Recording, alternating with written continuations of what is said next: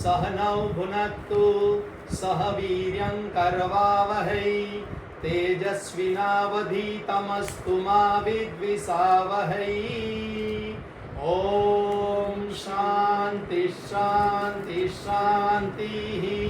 हरि ओम श्री गुरुभ्यो नमः। हरि ओम।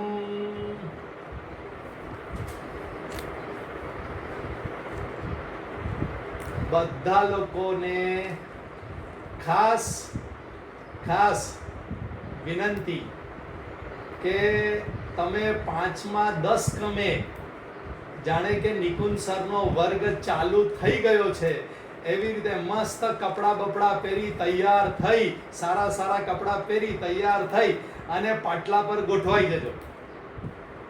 જેવી રીતે તમે વર્ગમાં કેવું ડિસિપ્લિનથી આવી જતા હો છો એવી રીતે આવશો. જેવી ભાવનાથી તમે મારી સામે આવશો એવા વિચારો તમારી અંદર પકડાશે.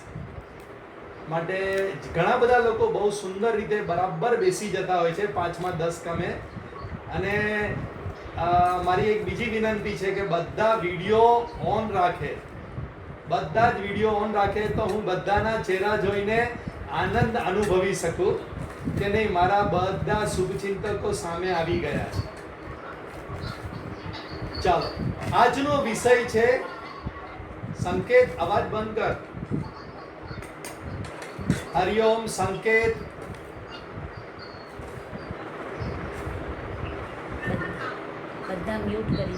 બધા મ્યુટ કરી નાખજો. સંકેત ચાલુ કરીને કશે ગયો ગયો લાગે છે. હરિઓમ. હા, કયા? આજનો વિષય છે. હા, હરિઓમ. હા હા, એક સોરી. હા, ઓકે. હરિઓમ. હા, મેં બે વિનંતી કરેલી. એક તો બધા જાણે કે સરનો વર્ગ આમાં શું છે. આ બે વાત મેં કરી તો આપણા હાથમાં છે. એક તો 5મા 10 ક્રમે વર્ગ ચાલુ થયો છે એવી રીતે બેસી શકો, અને બીજું બધા વિડીયો ઓન કરી શકો. ચલો, આપણે આજની પરિસ્થિતિમાં પ્રશ્ન પૂછવામાં આવે કે આપણા હાથમાં શું છે તો દરેકનો જવાબ એક જ આવશે કે આપણા હાથમાં કંઈ જ નથી. તો ચાલો આજે જાણીએ કે આપણા હાથમાં કંઈ છે કે નથી. સફળતામાં કોઈ ભાન ન રહ્યું સમયનું. સફળતામાં કોઈ ભાન ન રહ્યું સમયનું. હું જ સર્વસ્વ છું, માની અપમાન કર્યું સમયનું. સફળતા મેળવા નીકળ્યા હતા ત્યારે ભાન ન રહ્યું કેટલા વર્ષો નીકળી ગયા. અને હું જ સર્વસ્વ છું, મેં જ બધું મેળવ્યું છે એવી રીતે આપણે અપમાનથી આગળ વધી રહ્યા. લાગી થપાટ કાળની ત્યારે ખબર પડી કે મારું નહીં પરંતુ બધું જ મહત્વ હતું સમયનું. એક થપાટ લાગી, અત્યારે આપણને બધાને થપાટ લાગી છે એટલે આપણને ખબર પડી કે આપણા હાથમાં કંઈ નથી. આપણે ઘરમાં શાંતિથી પણ બેસી શકતા નથી, એ પણ આપણા હાથમાં નથી.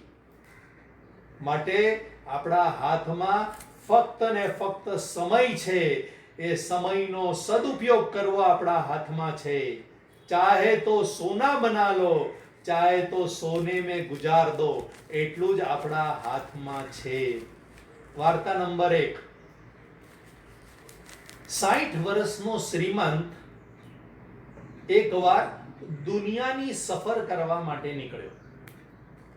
સામાન્ય રીતે દરેક વ્યક્તિનું આવું હોય કે યુવાનીમાં ખૂબ દોડે, ખૂબ પૈસા કમાવા નીકળે અને પછી લગ્ન કરી મોજ શોખ કરે, હરે ફરે, મજા કરે, આખી જિંદગી કમાઓ અને મજા કરો, એમાં યુવાની કાઢી નાખે. પછી બાળકો સાથે, પરિવાર સાથે હરવા ફરવામાં સમય કાઢે અને થોડાક વધારે મોટા થાય એટલે બાળકો મોટા થઈ ગયા હોય એટલે પોતાની જિંદગીમાં હોય, પરંતુ ઓલા હરવા ફરવાના અને મોજ મજાના સંસ્કાર જે પડી ગયા હોય એટલે પૈસા હોય એટલે વિદેશ ટૂર કરવા માટે નીકળે. એવી જ રીતે આ શ્રીમંત પણ દુનિયાની સફર કરવા માટે નીકળ્યો.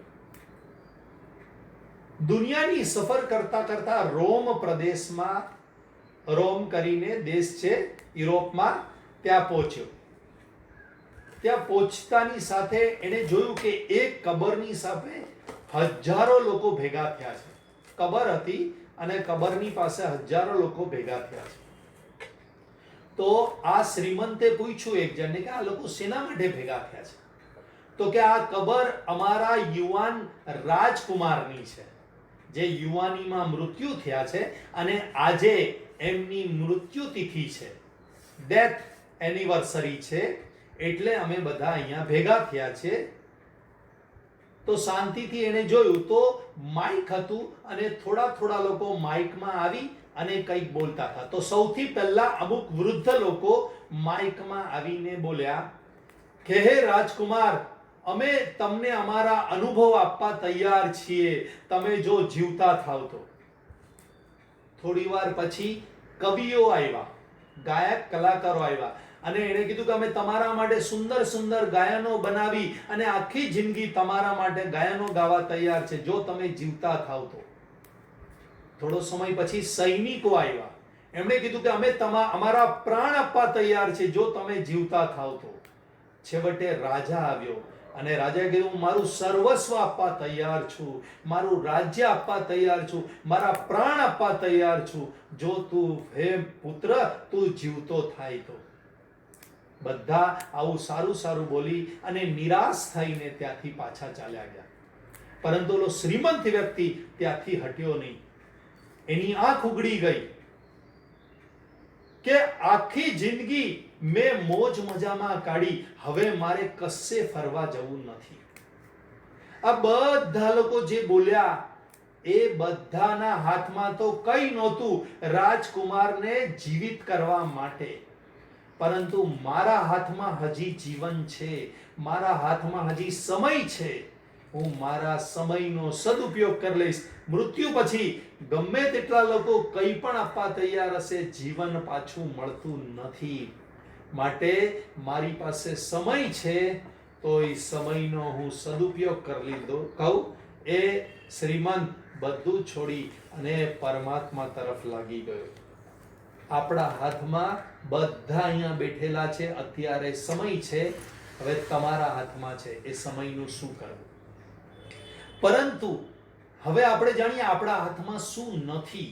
આ એક વાત કીધી, આપણા હાથમાં સમય છે, પરંતુ શું નથી. તો પહેલી વાત, આપણા શરીરથી બહાર થતી ક્રિયાઓ આપણા હાથમાં નથી.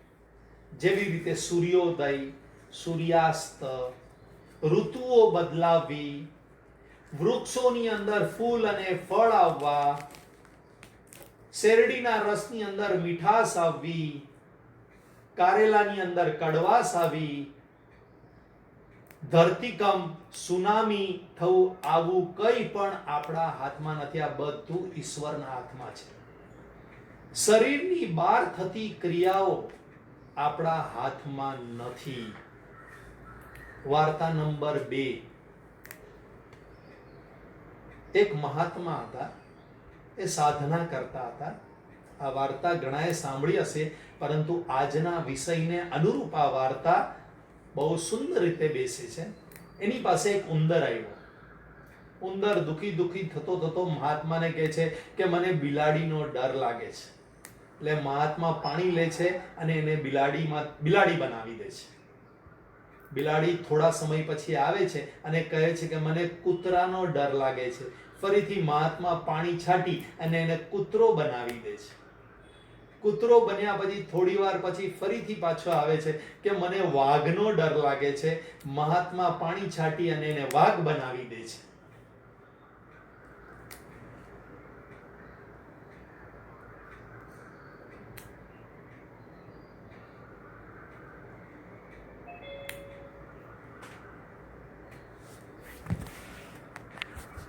હરિઓમ. સિગ્નલ વયું ગયું, વાઘ બનાવી દીધો ઓલા મહાત્માએ. તો વાઘ બનાવ્યા પછી એ વાઘ મહાત્માને ખાવા નીકળ્યો. તો ફરીથી મહાત્માએ પાણી લીધું, વાઘમાંથી એને ફરીથી ઉંદર બનાવી દીધો. આ વાર્તા આપણા જીવનને ને અત્યારની પરિસ્થિતિને અનુરૂપ છે. આ વાર્તાની અંદર ઉંદરના હાથમાં ફક્ત એક જ હતું, પ્રાર્થના કરવી, બાકી કંઈ જ નહોતું. બધું જ મહાત્માના હાથમાં હતું. પરંતુ ઉંદર વાઘ બન્યા પછી એવું સમજી બેઠો કે હવે બધું મારા હાથમાં છે, હું તો જંગલનો રાજા છું, હું મહાત્માને ખાઈ જાઉં. એવું અભિમાન કર્યું તો ફરીથી મહાત્માએ એને ઉંદર બનાવી દીધો. આપણે બધાએ પણ જીવનમાં ખૂબ અભિમાન કર્યું, ત્યારે ભગવાને ફરીથી આપણને ઉંદર બનાવી દીધા અને ઘરની અંદર પૂરી દીધા. ઉંદર ક્યાં રહે? દરની અંદર રહે. એ દરની અંદર અત્યારે બધા પુરાયેલા છે. માટે આપણે બધા આપણા હાથમાં એક જ વસ્તુ છે, પ્રાર્થના કરવી. પરંતુ પ્રાર્થના કરીને ભગવાનની આપણા પર કૃપા થાય અને અભિમાન કરશું તો ફરીથી પાછા ઉંદર બની જાય. આખા વિશ્વના લોકો અત્યારે લોકડાઉન કે ક્વોરન્ટાઇનની અંદર ઉંદર બનીને બેઠા છે. પરમાત્મા જેવી રીતે ઓલો વાઘ બની અને પરમાત્માને મારવા માટે નીકળ્યો, એવી રીતે જ આપણે બધા ખૂબ હોશિયાર બની ગયા. એટલે આપણે જે ઈશ્વરે આપેલા નિયમો હતા એને તોડતા રહ્યા. શરીરને સાચવવાના નિયમો ઈશ્વરે આપ્યા છે, એને તોડવા લાગ્યા. ઇન્દ્રિયોને સાચવવાના નિયમો આપ્યા છે, એને તોડવા લાગ્યા. મનને શુદ્ધ અને શાંત રાખવાના નિયમો છે, એને પણ તોડવા લાગ્યા. અને માટે જ પરમાત્માએ આપેલા નિયમને તોડવા એટલે પરમાત્માને મારવા માટે જવું. પરમાત્માએ આપેલા ઉપદેશનું ઉલ્લંઘન કરવું એટલે જ પરમાત્માને મારવા બરાબર, એને વિનાશ કરવા માટે નીકળ્યા. એટલે ભગવાને ફરીથી પાણી લીધું અને આપણા પર છાંટ્યું. સાવધાન થઈ જજો. ભગવાને જે ઉપદેશ આપ્યા આપણા હાથમાં એટલું જ છે. પ્રાર્થના કરી શકો અને ભગવાનથી મહાન બનવાની કોશિશ ન કરી, ભગવાને જે ઉપદેશ આપ્યો છે એને જીવનમાં આચરણમાં ઉતારી અને ભગવાનને જીવતા રાખી આપણી અંદર, એ જ આપણા હાથમાં છે. એક વસ્તુ આપણે જોઈ કે આપણા હાથમાં નથી અને એ છે કે આપણા શરીરથી બહાર થતી ક્રિયાઓ. હવે શરીરની અંદર થતી ક્રિયાઓ પણ આપણા હાથમાં નથી. આ શરીર 5 તંત્રથી ચાલી રહ્યું છે. સિસ્ટમ 5 સિસ્ટમથી આ શરીર ચાલી રહ્યું છે. પહેલી સિસ્ટમ છે ડાયજેસ્ટિવ સિસ્ટમ, પાચન તંત્ર. આપણામાંથી કોઈની શક્તિ નથી કે આપણે ખાધેલું ભોજન પચાવી શકીએ, એનું લોહી બનાવી શકીએ, એની અંદર શક્તિ પણ ઉમેરી શકીએ. માટે આ ડાયજેસ્ટિવ સિસ્ટમ ઈશ્વર ચલાવી રહ્યા છે. બીજું છે સર્ક્યુલેટરી સિસ્ટમ, એટલે કે રુધિરાભિસરણ તંત્ર. આપણે આમાંથી કોઈ પણ લોહીને આખા શરીરમાં ફેરવી નથી શકતું, ઉપરથી નીચે, નીચેથી ઉપર. જો ફેરવી શકતું હોત તો આ જગતમાં કોઈને પણ હાર્ટ એટેક આવત નહીં. હૃદયમાં લોહી પહોંચવાનું બંધ થાય અને હાર્ટ એટેક આવી જાય છે. માટે આ સિસ્ટમ પણ આપણે ચલાવતા નથી. ત્રીજી સિસ્ટમ છે રેસ્પિરેટરી સિસ્ટમ. અત્યારે કોરોના વાયરસને લીધે લોકો મૃત્યુ પામે છે આ સિસ્ટમની ગડબડને લીધે. રેસ્પિરેટરી સિસ્ટમ, શ્વસન તંત્ર બંધ થઈ જાય છે અને માણસ બંધ થાય છે. ફેફસાની અંદર આ વાયરસનો પ્રોડક્શન વધી જાય છે, ફેફસાઓ બંધ થઈ જાય છે અને મરી જાય છે. રેસ્પિરેટરી સિસ્ટમ પણ પરમાત્મા ચલાવી રહ્યા છે. આ શ્વાસ એકવાર કાઢ્યો અને પાછો અંદર નહીં આવે એની કોઈને ગેરંટી નથી. આવશે કે નહીં અંદર એની કોઈ ગેરંટી નથી. ચોથી સિસ્ટમ એક્સક્રીટરી સિસ્ટમ. એક્સક્રીટરી સિસ્ટમ એટલે કે ઉત્સર્ગ સંકેત, ઉત્સર્ગ તંત્ર એટલે કે હરિઓમ, સંકેત, હરિઓમ.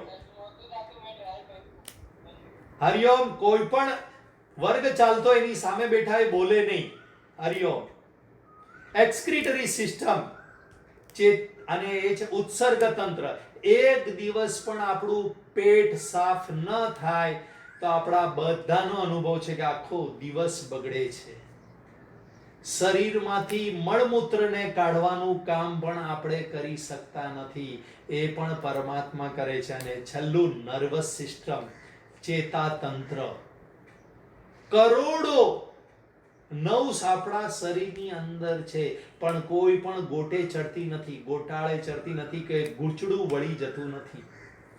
જો નર્વસ સિસ્ટમ આપણે ચલાવતા હોત તો કોઈ દિવસ નર્વસ બ્રેકડાઉન થાત નહીં. આમ શરીર આખું 5 તંત્રથી ચાલી રહ્યું છે. પાંચમાનું એક પણ તંત્ર આપણે ચલાવતા નથી. માટે બે વસ્તુ આપણે જાણી કે આપણા હાથમાં શું નથી. એક, શરીરથી બહાર થતી આ જગતમાં થતી ક્રિયાઓ આપણા હાથમાં નથી. બીજું, શરીરની અંદર થતી ક્રિયાઓ પણ આપણા હાથમાં નથી. અને બે વસ્તુ આપણે જાણી કે આપણા હાથમાં શું છે. તો એક, સમય આપણા હાથમાં છે. બીજું, પ્રાર્થના કરવી આપણા હાથમાં છે. હાથ મારો પકડી રાખજો, પરમાત્માને પ્રાર્થના કરજો, હાથ મારો પકડી રાખજો, સમય બહુ ભારી છે. હાથ મારો પકડી રાખજો, સમય બહુ ભારી છે. હારી ન જાઉં હવે ખુદથી, એ જવાબદારી તમારી છે. પરમાત્મા, એ જવાબદારી તમારી છે. આવી પ્રાર્થના આપણે કરી શકીએ. વાર્તા નંબર 3. એક રાજા હતો. એ યુદ્ધમાં હારી ગયો અને હારીને ભાગી ગયો અને જંગલમાં એક ગુફાની અંદર સંતાઈ ગયો. પણ ગુફાની અંદર સંતાઈને બહુ દુખી થઈને નેગેટિવ વિચાર કરતો હતો. અત્યારના સમયમાં પણ આપણે બધા ખૂબ નેગેટિવ વિચાર કરે છે. એવી રીતે રાજા પણ એ નેગેટિવ વિચાર કરતો હતો કે મારું બધું લૂંટાઈ ગયું, મારા હાથમાં કંઈ નથી, હું કંગાળ થઈ ગયો, કંઈ કરી નથી શકતો, આ ગુફાની અંદર છુપાઈને બેસી રહું છું, ખાવા પીવાના પણ વાંધા છે. આવી રીતે એકદમ નેગેટિવ વિચાર કરતો હતો.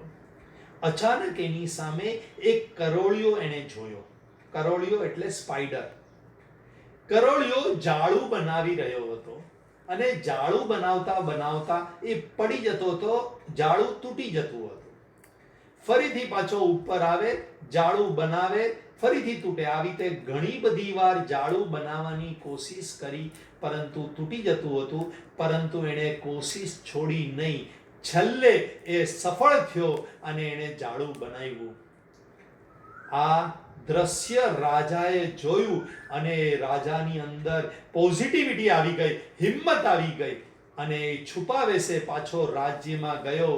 બધા સૈનિકોને મળ્યો, બધા પ્રધાનોને છુપાવે છે મળ્યો અને પોતાનું સૈન્ય તૈયાર કર્યું, લડત કરી અને જીત્યો અને ફરીથી રાજ્ય મેળવ્યું. અહીંયા ઘડિયા વાર્તાની અંદર લાગે કે વાત સાચી છે. આપણા હાથમાં પુરુષાર્થ છે, આપણે મહેનત કરી અને સફળ થઈ શકીએ એમ છે. તો આ વાત હાફ ટ્રુથ છે, અર્ધ સત્ય છે, અડધી સાચી છે. ત્રીજી વાત, બે વાત મેં કરી કે આપણા હાથમાં શું નથી. એક, આપણા શરીરથી બહાર થતી ક્રિયા અને એક શરીરની અંદર થતી ક્રિયા. પરંતુ આપણને બધાને લાગે છે કે હું મારા હાથથી, મારી બુદ્ધિથી, મારા પગથી બધી જ સફળતા પ્રાપ્ત કરી શકીશ. આ વાત અર્ધ સત્ય છે. આમાં અભિમાનની ગંધ આવે છે. વિચાર કરશું કે આપણે કર્મ કરીએ છીએ કોઈ પણ, તો એની પહેલા શું થાય છે? તો ફિઝિકલ કર્મ થાય એની પહેલા મેન્ટલ કર્મ થાય છે. મનની અંદર વિચાર આવે અને વિચાર આવ્યા પછી આપણે કર્મ કરવા માટે જઈએ છીએ. માટેનો મતલબ એમ થયો કે કર્મ કરીને સફળતા જે પ્રાપ્ત થાય છે એના પાયામાં વિચાર છે. માટે સફળતા વિચારને લીધે મળી, કર્મને લીધે નહીં મળી. જો વિચાર જ ન આવ્યો હોત તો આપણે કર્મ ન કર્યા હોત ને કર્મ ન કરી હોત તો સફળતા પ્રાપ્ત ન થઈ. માટે વિચારને લીધે સફળતા મળે છે. હવે વિચાર આપણે ઉત્પન્ન કરીએ છીએ. જો આપણે જ ઉત્પન્ન કરતા હોત તો આપણને ખબર હોત કે 2 મિનિટ પછી કયો વિચાર આવવાનો છે. મને પણ અત્યારે ખબર નથી 2 મિનિટ પછી કયો વિચાર આવશે. એટલે જ હું હંમેશા બોલું છું કે માણી વાણી દ્વારા સરસ્વતી માતા જે બોલાવે છે એ જ હું તમારી સામે બોલું છું. આમાં મારો કોઈ પુરુષાર્થ નથી. તો વિચાર આપણે ઉત્પન્ન કરતા હોત તો 2 મિનિટ પછી આપણને ખબર હોત કે આપણને કયો વિચાર આવવાનો છે. તો વિચાર આપણે ઉત્પન્ન કરતા નથી. વિચાર આપણને પરમાત્મા આપે છે અને પછી આપણે એ વિચારમાંથી આપણે કર્મ કરીએ છીએ. માટે સફળતા માટે વિચાર જે આપનાર છે એ જ ઉત્તરદાયિત્વ છે. સફળતા ઈશ્વરને લીધે મળે છે. તો પછી તો આપણે કંઈ કરવું જ ન જોઈએ ના. આપણા મનના બોક્સની અંદરથી પરમાત્મા વિચાર ઉપાડીને આપે છે. પરમાત્મા પણ લાચાર છે. આપણા આ મનરૂપી બોક્સની અંદર જેવા વિચાર હશે એ વિચારમાંથી અમુક વિચાર ઉપાડીને પરમાત્મા આપે છે અને આપણે એ પ્રમાણે કર્મ કરીએ છીએ અને સફળતા પ્રાપ્ત થાય છે.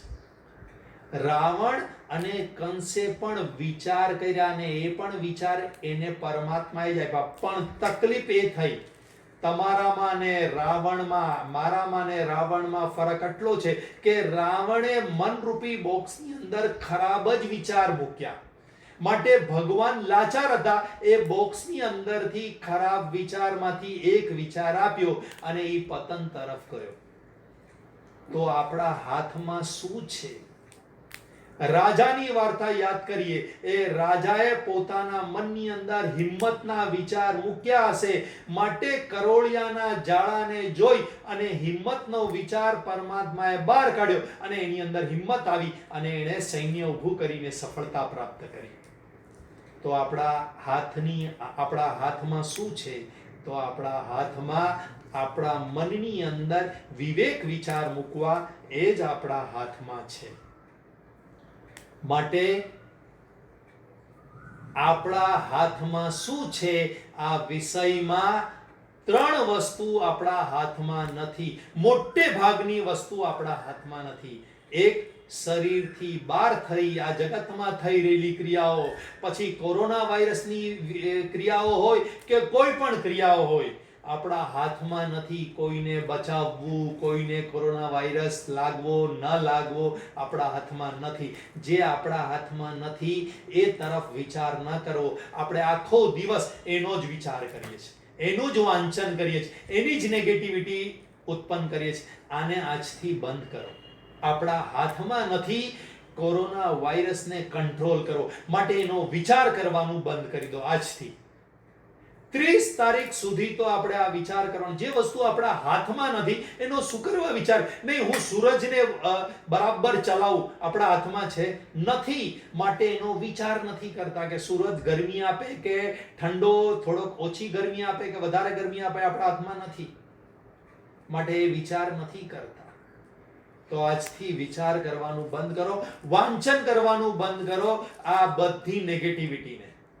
આ આપણા હાથમાંથી પહેલી વાત બરાબર સમજો, ઈશ્વરના હાથમાં છે. આપણા શરીરથી બહાર થતી ક્રિયાઓ, બધી આ જગતમાં થતી ક્રિયાઓ ઈશ્વરના હાથમાં છે, આપણા હાથમાં નથી. માટે પહેલો પોઈન્ટ આપણે સમજી લેશું બરાબર તો આપણું કલ્યાણ થઈ જશે, આપણો ઉદ્ધાર થઈ જશે કે જે વાત આપણા હાથમાં નથી એ વાતનો વિચાર નહીં કરવાનો. બીજી વાત, આ શરીરની અંદર થયેલી ક્રિયાઓ આપણા હાથમાં નથી.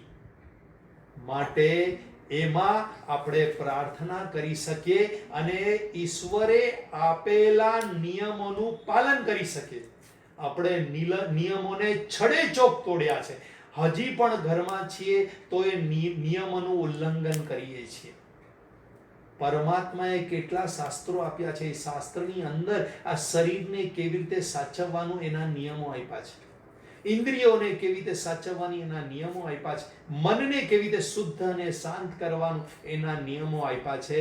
માટે નિયમોનું પાલન કરી અને પ્રાર્થના કરો રોજ પરમાત્માને. મેં જેવી પ્રાર્થના કરી તમારી સામે કે હાથ મારો પકડી રાખજો, સમય બહુ ભારી છે, હારી ન જાઓ ખુદથી, એ જવાબદારી પરમાત્મા એ તારી છે. પ્રાર્થના માટે શાસ્ત્રની અંદર અત્યારના સમયમાં પ્રાર્થના કરવા માટે પરમાત્માએ શાસ્ત્રની અંદર બહુ સુંદર ઉપાય આપ્યો છે અને એ છે મહામૃત્યુંજય જપ કરવાનો. આ બહુ સુંદર પ્રાર્થના છે, શારીરિક શુદ્ધિ માટે પણ અને માનસિક અને આધ્યાત્મિક શુદ્ધિ માટે પણ.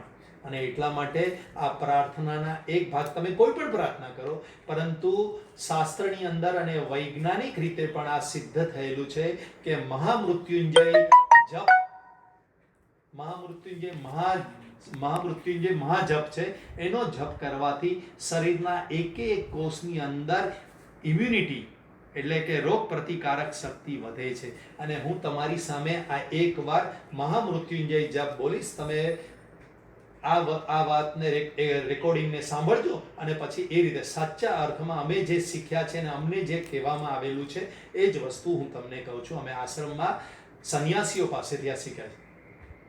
ઓમ ત્રંબકૈયજામહે સુગંધિમ પુષ્ટિવર્ધનમ ઉર્વારુકમિવ બંધનાન મૃત્યોર્મોક્ષીયમામૃતાત. આ સ્પષ્ટ રીતે અમને જે શાસ્ત્રીય વૈદિક પદ્ધતિથી શીખવવામાં આવેલી પ્રાર્થના છે. આનાથી આપણા શરીરના એક કોષ જીવંત થાય છે, એની અંદર રોગ પ્રતિકારક શક્તિ વધે છે. તમે દિવસ દરમિયાન જે પણ પ્રાર્થના કરો છો એ પ્રાર્થના ભગવાન સાંભળે છે. આ બીજી વસ્તુ આપણા હાથમાં છે. શરીરની અંદર થયેલી કોઈ પણ ક્રિયા, પરિવર્તન જે થાય છે એ આપણા હાથમાં નથી, પરમાત્માના હાથમાં છે. પરંતુ પરમાત્મા આ સારું પરિવર્તન કરે મારા શરીરની અંદર, એના માટે પ્રાર્થના કરવું આપણા હાથમાં છે. તો આખો દિવસ એવી રીતે તમે પસાર કરો કે જેથી સારા વિચારો થાય અને પરમાત્માને પ્રસન્ન કરીએ. ત્રીજી વસ્તુ, આ શરીર દ્વારા એટલે હાથ, પગ, મન, બુદ્ધિ દ્વારા પણ આપણા હાથમાં નથી ક્રિયા, પરંતુ એ ક્રિયા આપણે કરીએ છીએ એટલે ભ્રાંતિ થાય છે કે હું કરી રહ્યો છું, પરંતુ આપણા હાથમાં છે. આપણા મનની અંદર વિવેક વિચાર પહોંચાડો. દિવસ દરમિયાન ખૂબ વાંચન કરો, આવી રીતે તમે સત્સંગ કરો છો, એના દ્વારા પણ તમારા મનની અંદર સારા વિચાર ભરાય છે અને પરમાત્મા જ એ વિચારમાંથી કોઈક સારો વિચાર રોજ એક સેકન્ડમાં ઉપાડીને તમને ને મને આપે છે. મને પણ મેં મારા મનની અંદર સારા વિચાર ભર્યા છે, એમાંથી જ કોઈક વિચાર ઉપાડીને આખા દિવસ દરમિયાન આપતો રહેતો હોય છે અને એ પ્રમાણેનું હું જીવન જીવતો હોઉં છું. માટે આપણા હાથ, આપણે જે ક્રિયાઓ કરી રહ્યા છે એ પણ આપણા હાથમાં નથી, માટે એનું અભિમાન પણ કરવું નહીં. અલી વાઘની જેમ અભિમાન કરી અને પરમાત્માથી પણ વિશેષ બનવાની કોશિશ. આ બધા આપણા પાસે ચરિત્રો છે, રાવણ, કંસ, બધા કે આ બધા ઈશ્વર બનવા માટે નીકળ્યા હતા અને ઓલો વાઘ મહાત્માને ખાવા નીકળ્યો. બંને સરખું જ છે. આપણે તો શરણે જ રહીએ. અને ત્રીજી વાર્તા આપણે સમજ્યા કે પુરુષાર્થ તો ચાલુ જ રાખવાનો છે, પરંતુ વિવેક વિચાર પણ આપણી અંદર નિયમિત પહોંચાડવાનો છે. છેલ્લે આપ સર્વ માટે એક જ વાત કરીશ, બહુત ખૂબસૂરત હોતે હૈ વો પલ. જેટલા લોકો મને સાંભળે છે, મારી સામે બેઠેલા છે એ અથવા તો રેકોર્ડિંગ સાંભળે છે, બધા માટે આ વાત, મારા હૃદયના ભાવ તમને પહોંચાડું છું. બહુત ખૂબસૂરત હોતે હૈ વો પલ, बहुत खूबसूरत होते हैं वो पल जब कोई दोस्त अपने साथ होता है. તમે મારી સાથે વર્ગમાં હતા ત્યારે તો બહુ જ ખૂબસૂરત પલ હતા. जब कोई दोस्त अपने साथ होता है लेकिन उससे भी खुश नसीब होते हैं वो लम्हे, लेकिन उससे भी खुश नसीब होते हैं वो लम्हे जब दूर रहकर भी वो हमें याद करता है. वो हमें याद करता है। आप सर्वे યાદ કરીને 5માં 10 કમે બરાબર મારી સામે હાજર થઈ જાઓ છો, એ બદલ મને બહુ આનંદ થાય છે અને તમારા બધા પર પણ પરમાત્માની કૃપા વરસે એવી હું ભગવાનને આજે પ્રાર્થના કરું છું. આજનો વિષય બરાબર યાદ કરજો અને પોઝિટિવ થિંકિંગમાં આવજો. નેગેટિવ થિંકિંગ આવે એવી કોઈ પણ વસ્તુ વાંચન કરતા નહીં. ઓમ પૂર્ણમદ પૂર્ણમિદં પૂર્ણાત પૂર્ણમુદચ્યતે પૂર્ણસ્ય પૂર્ણમાદાય પૂર્ણમેવાવશિષ્યતે. ઓમ શાંતિ શાંતિ શાંતિ. હરિ ઓમ. શ્રી ગુરુભ્યો નમઃ. હરિ ઓમ. 12 વાગે આવો બધા. લાભ લો. આ જ લિંકને તમે સિલેક્ટ કરી અને તમે એનો લાભ લઈ શકો છો. માટે 12 વાગે 13મા અધ્યાયનું પારાયણ હોય છે. જે પણ લોકોને રેકોર્ડિંગ ન મળતું હોય એ લોકો આશાબેનને પોતાનો નંબર આપી દે તો રેકોર્ડિંગ એમને મોકલી શકાય એમ છે. આપ સર્વે ખૂબ સુંદર કાર્ય કરી રહ્યા છો.